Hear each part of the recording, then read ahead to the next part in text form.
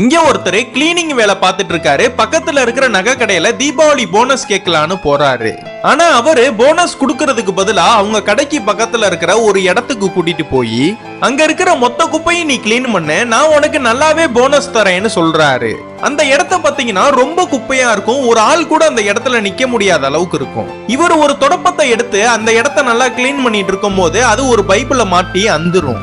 அதனெல்லாம் சரி பண்ணி சமப்படுத்துறதுக்காக செவுத்துல குத்துறப்ப ஒரு ஓட்டை விழுந்துருது. அதுக்குள்ள என்ன இருக்குன்னு உள்ள கையை விட்டு எடுத்து பார்த்தா ஒரு 500 ரூபாய் கட்டு ஒண்ணு வெளியில வருது. இது உள்ள என்ன இருக்குன்னு கண்ணை திறந்து பார்த்தா ஏகப்பட்ட பணம் கட்டா இருக்கு.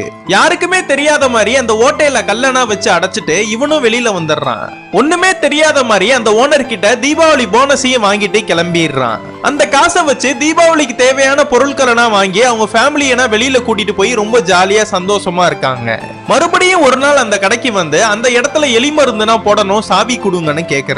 அந்த ஓனரும் அந்த சாவியை இவன் கிட்ட கொடுத்துறான். இவன் அந்த சாவியை வாங்கினதும் ஒரு சோப்புல அந்த சாவியோட அச்சை எடுத்துறான். யாருக்குமே தெரியாம எலி மருந்தையும் போட்டுட்டு அந்த சோப்பை எடுத்துட்டு ஸ்பேர் கீ கடைக்கு போயிடுறான். அந்த சாவி மாதிரியே ஒரு டூப்ளிகேட் சாவியை ரெடி பண்ணி யாருமே இல்லாத நேரமா பார்த்து அந்த சாவியை வச்சு கதவை திறந்து அது உள்ள இருக்கிற முக்காவாசி பணத்தை எடுத்துறான். வீட்டுக்கு வந்து அந்த அவ்வளவு பணத்தையும் கீழே கொட்டுறப்ப அவங்க மனைவியே ஷாக் ஆகி நிக்கிறாங்க. அந்த பணத்தை வச்சு வீடு, ஃப்ரிட்ஜ், வாஷிங் மிஷின் வாங்கி ரொம்ப சந்தோஷமா இருக்காங்க. இது மாதிரி உங்களுக்கு பணம் கிடைச்சா நீங்க என்ன பண்ணுவீங்கங்கிறத கீழே கமெண்ட் பாக்ஸ்ல சொல்லிட்டு போங்க.